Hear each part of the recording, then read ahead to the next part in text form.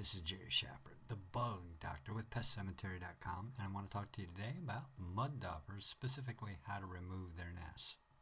Mud daubers are some of the most beautiful insects there are, and they are beneficial. The problem is their nests.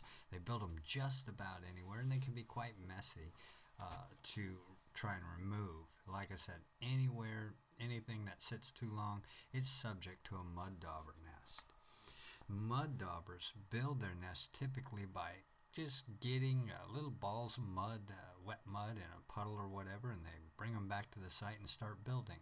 The shape and sizes differ because there's so many different kinds of mud daubers, so you can see some really cool things. One thing they all have in common is that they build these nests to house their young, their brood, and they typically pack spiders that they've caught and paralyzed in so that the brood can feed on the spider or the bug that they've caught.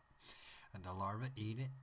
Then at a certain time they'll pupate and emerge as an adult and start the whole process over again. The mud dauber nest is basically just mud. It doesn't have a lot more to it like saliva or fecal matter such as with termites.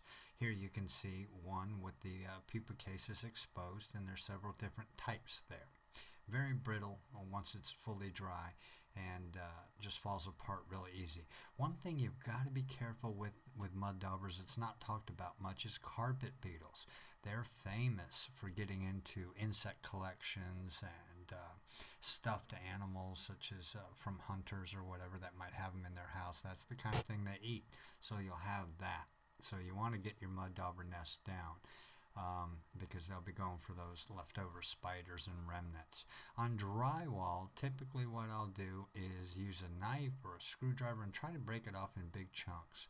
When you just kind of get little tiny spots of it, you're going to leave the mud residue and you're going to have to scrape it. The bigger the chunk you can get, the better. And the best way to do that is with something flat and sharp.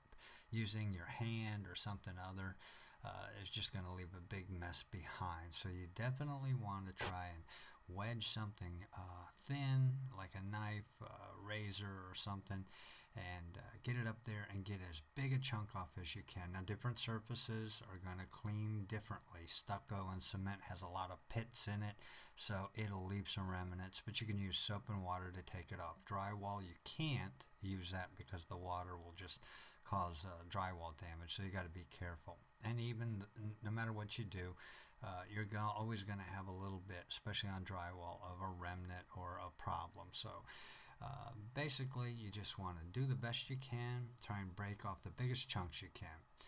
All right, this has been Jerry Shepard with PestCemetery.com. Thanks so much for visiting my blog. I do hope to see you back here again soon.